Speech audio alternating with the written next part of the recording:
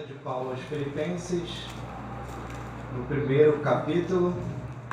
Nós vamos ler do verso 1 ao verso 11, mas nossa atenção vai se focar do verso 3 ao verso 11. Mas vamos ler do verso 1 ao verso 11. Diz assim a palavra de Deus: Paulo e Timóteo, servos de Cristo Jesus, a todos os santos em Cristo Jesus, inclusive bispos e diáconos, que vivem em Filipos.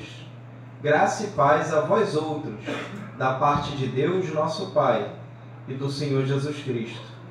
Dou graças ao meu Deus por tudo que recordo de vós, fazendo sempre com alegria súplicas por todos vós, em todas as minhas orações. Desde o primeiro dia até agora, estou plenamente certo de que aquele que começou boa obra em vós há de completá-la até o dia de Cristo Jesus. Aliás, é justo que eu assim pense de todos vós, porque vos trago no coração, seja nas minhas algemas, seja na defesa e confirmação do Evangelho, pois todos sois participantes da graça comigo, pois minha testemunha é Deus, da saudade que tenho de todos vós, na terna misericórdia de Cristo Jesus. E também faço esta oração, que o vosso amor aumente mais e mais, em pleno conhecimento e toda percepção, para aprovardes as coisas excelentes e serdes sinceros e inculpáveis para o dia de Cristo, cheios do fruto de justiça, o qual é mediante Jesus Cristo, para a glória e louvor de Deus. Amém. Se você tivesse que mandar uma mensagem para um amigo seu, como você iria falar? O que você iria falar? Quais seriam as primeiras palavras? Qual assunto tratar por primeiro? Pense bem, se você tivesse que mandar uma mensagem para um amigo seu, para alguém que você precisa falar, o que você falaria por primeiro? Como seria essa mensagem? Veja, hoje num mundo que nós nos comunicamos através do WhatsApp, né? Através de um tipo de comunicação diferente, nós não mais escrevemos e-mails, se é que alguém aqui já se comunicou com outra pessoa por e-mail, mas o modo mais normal de nós falarmos com pessoas distantes é pelo WhatsApp. O modo mais comum, todo mundo tem um celular, tem um aplicativo, tem o contato da pessoa e manda. E veja, no WhatsApp tem algumas coisas em comuns, né? Geralmente a gente coloca assim, muda, varia de pessoa para pessoa, mas geralmente é assim: bom dia fulano, bom dia ciclano, boa noite, ou alguns já vão até mais direto: oi ciclano, oi fulano, e nem pula até a parte do bom dia, né, dada tanta intimidade. Oi Daniel, tudo bem? Aí logo vem em seguida, né, tudo bem? Como é que você está? E aí já entramos no assunto, sabe, aquela coisa que a gente marcou semana que vem, ó, tá de pé, tá? O fato é que todos nós temos um certo padrão, né, quando mandamos mensagens para pessoas que nós conhecemos, amigos, enfim. E com o apóstolo Paulo não é diferente. Ele, ainda que há 2000 anos atrás, ele não tinha WhatsApp, ele não tinha celular, mas ele também se comunicava com pessoas que ele conhecia, que ele gostava, só que o tipo de comunicação era diferente, era através de cartas.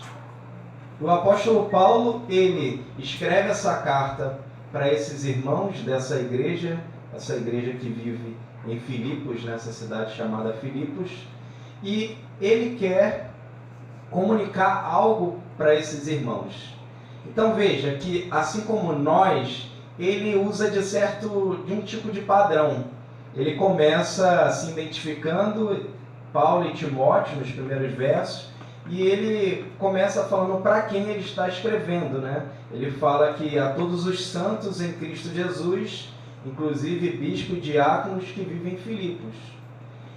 E aí, aquela saudação padrão, estilo que a gente faz no WhatsApp, né? Bom dia, tudo bem, como vai? E aí vem o que de fato ele primeiramente quer falar com esses irmãos. A gente não vai cobrir tudo aqui, porque essa carta vai até o capítulo 4, mas a gente vai ver no início o que ele fala para esses irmãos. E olha que negócio interessante aqui. A gente pode aprender algumas lições aqui com o apóstolo Paulo. Primeiro, no verso 3 e no verso 4, ele fala que ele dá graças a Deus por tudo que ele lembrava daqueles irmãos, por tudo aquilo que ele tinha vivido com aqueles irmãos. E aí no verso 4 ele enfatiza, ele fala que fazendo sempre com alegria súplicas por todos vocês, por todos vós, em minhas orações. Então a primeira lição que nós aprendemos com o apóstolo Paulo aqui é que ele se preocupava tanto com aqueles irmãos que ele orava por eles. Até aí tudo bem, né? Nós oramos por pessoas que nós amamos, certo? Quem é aquele que é crente que não ora por alguém que ama? Todos nós oramos por aqueles que nós amamos. Mas veja, tem algo diferente aqui com o apóstolo Paulo. Esse cara que está orando por esses irmãos lá dessa igreja é um cara que está preso. É interessante, né? Na nossa lógica, da nossa cabeça, é ele que precisava de oração, certo?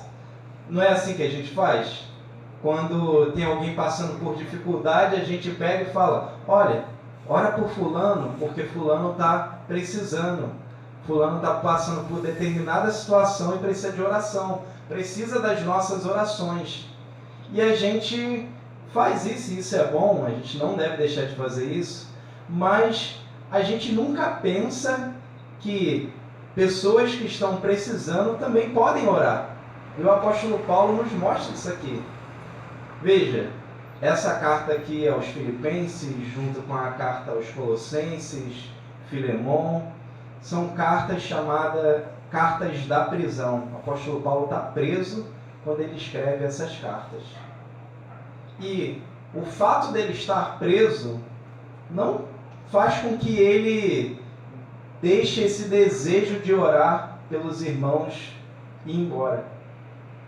O apóstolo Paulo ele tem tanto amor por essa igreja, por esses irmãos, que as circunstâncias da vida dele não impede ele de se colocar diante de Deus e orar por esses irmãos. Então, a lição que nós aprendemos aqui com o apóstolo Paulo é que a nossa vida de oração e de intercessão pelos irmãos não deve estar condicionada às circunstâncias das nossas vidas. Porque se tiver, o apóstolo Paulo não iria orar, ele ia escrever, a primeira coisa que ele iria falar é, orem por mim porque eu estou preso. Mas ele começa de uma forma tão diferente, eu estou orando por vocês. Só depois, se vocês perceberem no verso 7, é que ele menciona que ele está preso, ele fala das algemas dele, né? Da questão dele estar preso por causa do Evangelho. Mas ele começa falando que ele está orando pelos irmãos. E nós podemos aprender disso. Nós não podemos deixar as circunstâncias das nossas vidas ditarem como deve ser a nossa vida de oração. A todo tempo nós devemos estar prontos para orar e interceder pelos nossos irmãos, independentemente de como tem sido a nossa vida.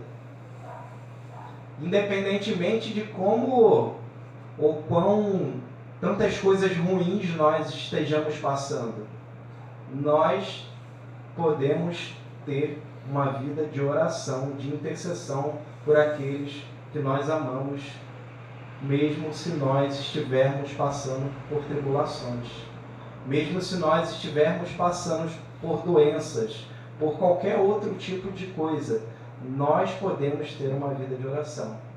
Nós começamos a aprender com o apóstolo Paulo isso. Ele não deixava as circunstâncias da vida dele, os obstáculos, qualquer coisa que seja, ditar como deveria ser a vida dele. E ele começa, a primeira coisa que ele fala para esses irmãos é: eu estou orando por vocês. Vamos pegar o exemplo do apóstolo Paulo e vamos decidir viver dessa maneira? Ao invés de nós, como eu citei lá no WhatsApp, quando a gente começa a mandar a mensagem, a primeira coisa que nós formos fazer, vamos falar assim: fulano, estou orando por você. E orar de fato. O apóstolo Paulo não só falava que estava orando e não orava, ele orava de fato. Então vamos nos comprometer com isso, de orar por aqueles que nós amamos, ainda que você possa racionalmente falando pensar assim: caramba, mas quem está precisando de oração sou eu. Mas veja, o apóstolo Paulo não deixou isso dominar ele. Ele estava orando por aqueles irmãos. Mas vamos lá, ele continua. Ele ora por aqueles irmãos, mesmo estando nessa situação. E do verso 5 ao verso 8, ele fala algo interessante, que ele está preocupado com a cooperação deles no Evangelho, que aconteceu desde o primeiro dia, desde o primeiro encontro de Paulo com aquela igreja. Desde o início, aqueles irmãos eram cooperadores dele nesse anúncio do Evangelho. E aí o verso 6, um verso muito conhecido por nós, é o fundamento da cooperação desses irmãos no Evangelho. Ele fala assim: estou plenamente certo de que aquele que começou boa obra em vós há de completá-la até o dia de Cristo Jesus. Veja, o fundamento pela qual aqueles irmãos poderiam servir ao Senhor, cooperando com o apóstolo Paulo no anúncio, na proclamação do Evangelho, é que Deus estava sustentando eles. E o apóstolo Paulo vem encorajar eles. Veja, ele está preso, ele não sabe se ele irá sair da prisão, ele não sabe o que acontecerá com a vida dele, mas mesmo assim ele encoraja aqueles irmãos e fala: continue cooperando no anúncio do Evangelho, continue servindo a Deus como vocês têm servido desde o primeiro dia, porque aquele que começou a boa obra, ele vai levar até o fim. Ele encoraja aqueles irmãos, de modo que aqueles irmãos poderiam se sentir fortalecidos, sabendo que não dependia da força deles, mas dependia do poder de Deus que estava sustentando a vida deles.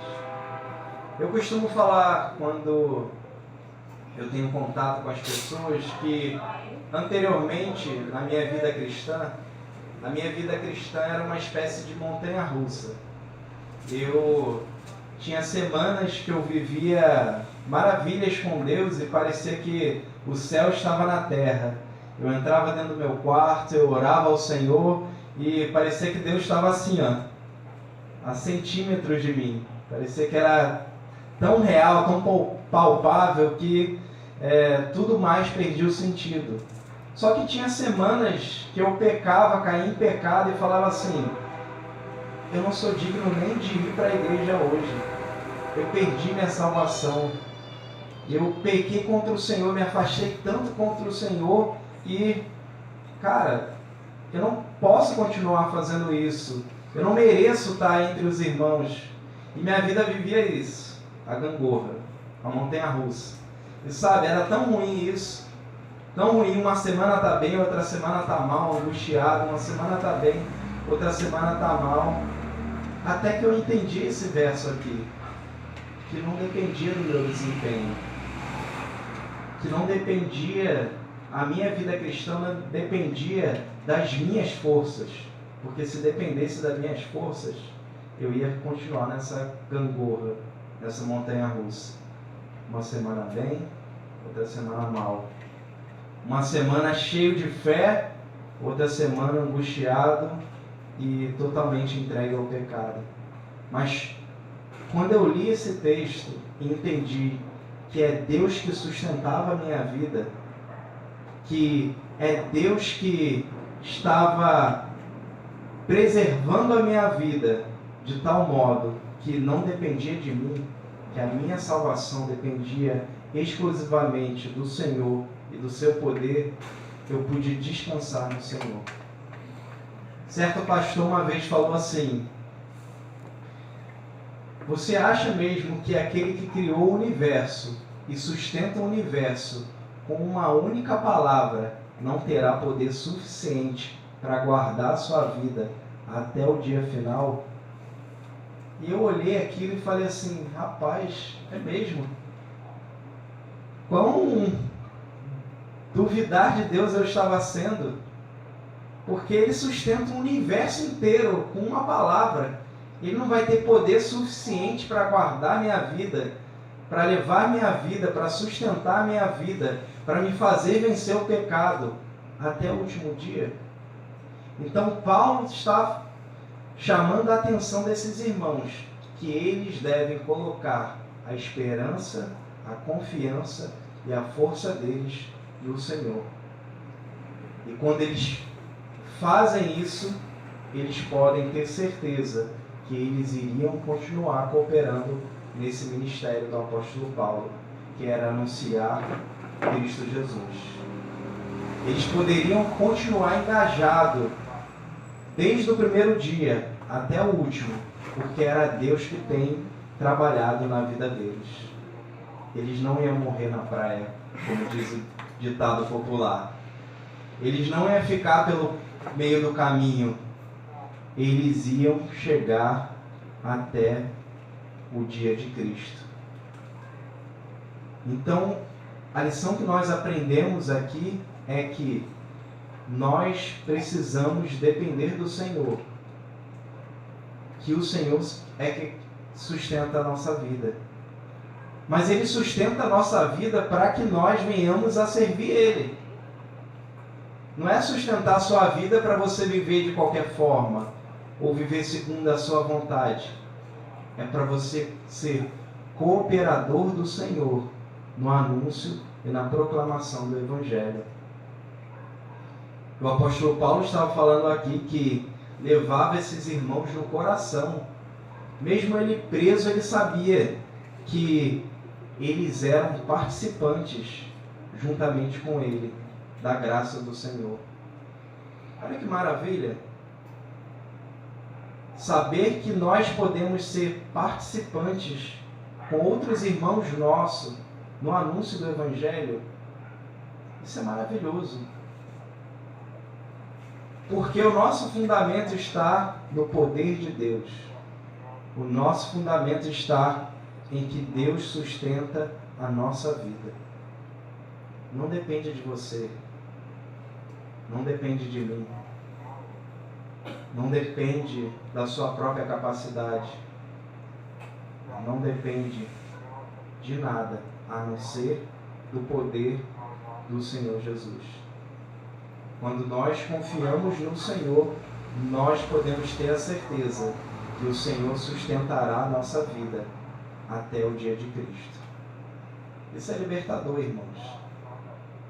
É libertador viver sabendo que o Rei do Universo, que sustenta o universo na palma da sua mão, é aquele que sustenta a sua vida. Isso encoraja a nossa vida cristã. Isso nos dá força para prosseguir em meio às lutas. Isso nos dá força para pregar Cristo em meio ao mundo mal. Porque o Senhor sustenta a nossa vida.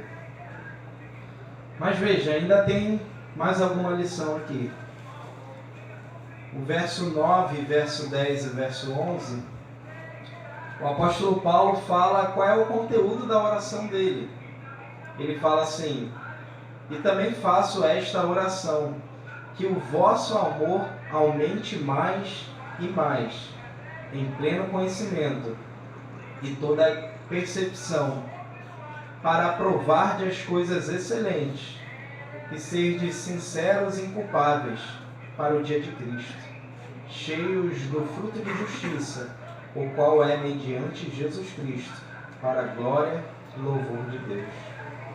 A oração do apóstolo Paulo para esses irmãos era que o amor deles aumentasse.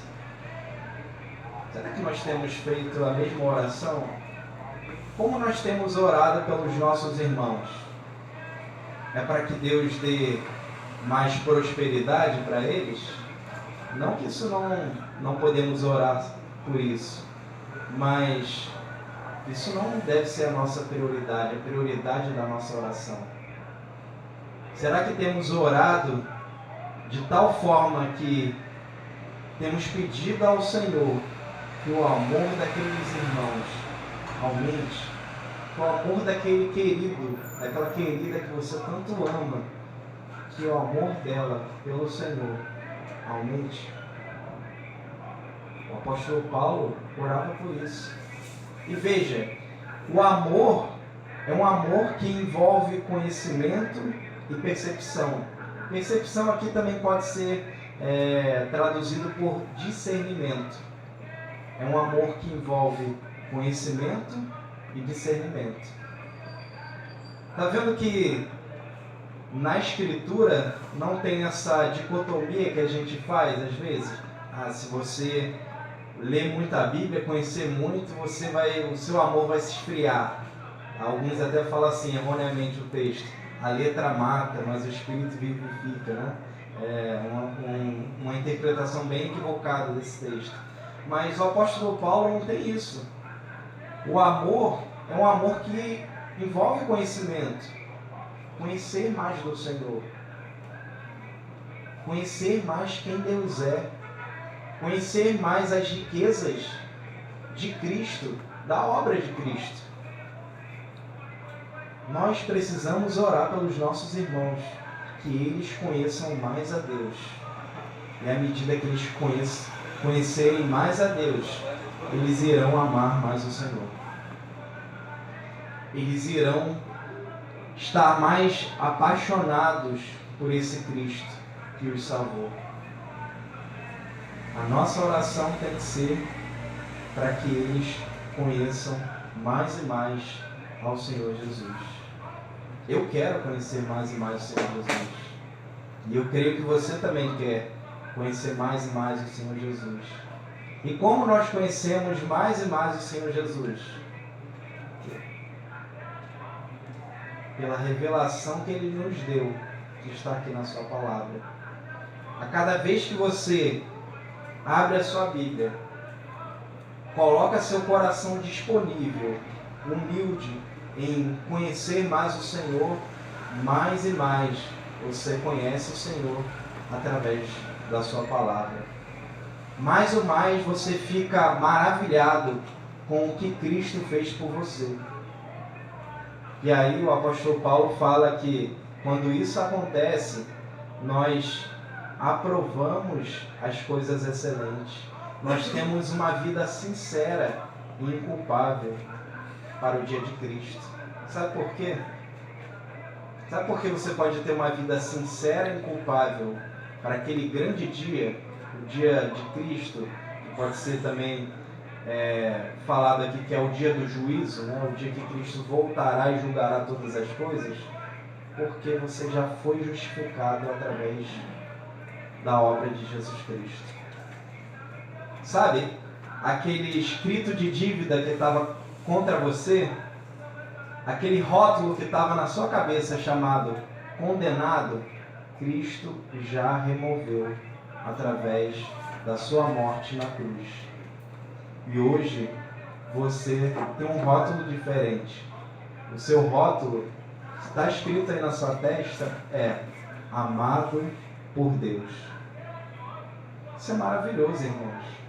Isso nos dá segurança para que nós vivamos uma vida sincera, inculpável, sabendo que naquele grande dia nós temos um advogado, que é Jesus Cristo. Aleluia. É Ele que nos defende. É Ele que levou embora os nossos pecados. Nós podemos viver uma vida inculpável. E o verso 11 diz que essa vida que nós já começamos a viver com Cristo é cheia do fruto de justiça. Uma vida que frutifica para o Senhor. E sabe qual é a finalidade disso? O apóstolo Paulo termina o verso 11 falando: a glória e o louvor de Deus. A nossa vida cristã, a nossa vida pela qual nós venhamos a mostrar esses frutos, a justiça de Deus na nossa vida, não é para nós nos exibirmos, não é para nós falarmos que nós somos melhores que as outras pessoas. É para que, através de Cristo, Deus seja louvado e glorificado. As pessoas podem olhar para nós e ver Cristo em nós. E com isso, ver o poder de Deus em nós. O Senhor nos salvou para que nós tenhamos essa vida plena, essa vida rica, essa vida que frutifica, para que o nome do Senhor seja glorificado. Viva de modo que o nome do Senhor seja glorificado. Saiba que tudo aquilo que você faz de bom foi porque Cristo transformou o seu coração.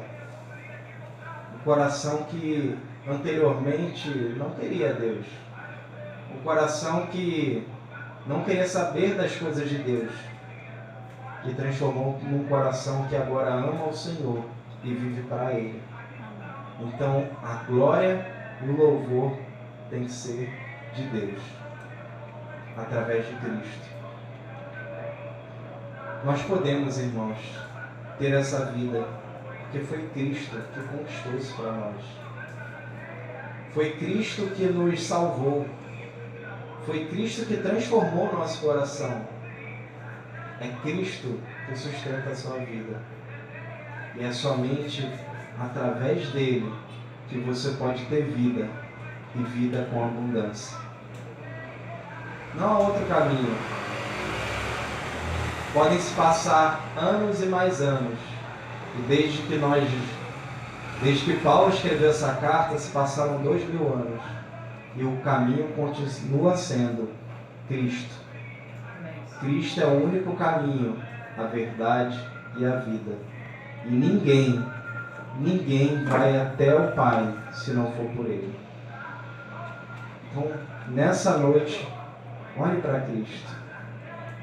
Olhe para o Senhor Jesus. É Ele que sustenta a sua vida. É somente Jesus que faz com que homens aprisionados, como o apóstolo Paulo, possam não se preocupar com a sua própria vida, mas estar interessado na vida do outro, a ponto de orar pelas pessoas. É somente Cristo. Porque se nós formos ser entregue ao nosso próprio coração egoísta, a gente vai se preocupar conosco. Primeiro sou eu, depois eu vejo o outro. Mas quando nós temos o amor de Cristo em nosso coração, nós também nos importamos com o outro, mesmo em situações difíceis, mesmo em situações de até prisão, como o apóstolo Paulo. Você pode ter uma vida livre das circunstâncias, porque Cristo, Ele te salvou. Porque Cristo transformou seu coração. Vamos orar? Curva a sua cabeça, feche seus olhos. Senhor, obrigado pela obra de Cristo em nós. Obrigado, Senhor, porque é somente por causa de Jesus Cristo que nós podemos chegar até o final dessa vida cristã. Não depende do nosso desempenho, não depende da nossa força, não depende das nossas habilidades, depende do Senhor. E o Senhor tem poder suficiente para guardar a nossa vida até o dia final. Porque o Senhor sustenta o universo com uma palavra. Não sustentará a nossa vida até o dia final? Nós cremos no Teu poder. Nós cremos no poder do Evangelho, que nos transformou, que pode transformar aquele que vive na escuridão. Nós cremos no Senhor Jesus. Que o Senhor nos livre de uma vida voltada somente para nós. Que o Senhor nos livre de uma vida que não vive servindo no Teu reino. Que nós possamos, Senhor, ser cooperadores no anúncio e na proclamação do Evangelho, junto com os nossos irmãos. Que nós possamos, Senhor, orar pelos nossos irmãos, ainda que estejamos em situações difíceis. Isso somente é possível por causa de Cristo Jesus. Por causa do Senhor Jesus na nossa vida. Obrigado, Senhor. O Senhor é o nosso Deus. O Senhor é tudo que nós temos. E é através do Senhor que nós temos vida. E vida com abundância. Nós queremos viver assim, Senhor. Livres, alegres e dependentes do Senhor. Obrigado por tudo, Senhor. Obrigado por essa vida maravilhosa que ouro ou prata ou qualquer dinheiro na face da terra não irá pagar. Uma vida de felicidade com o Senhor. Nós te louvamos em nome de Jesus. Amém.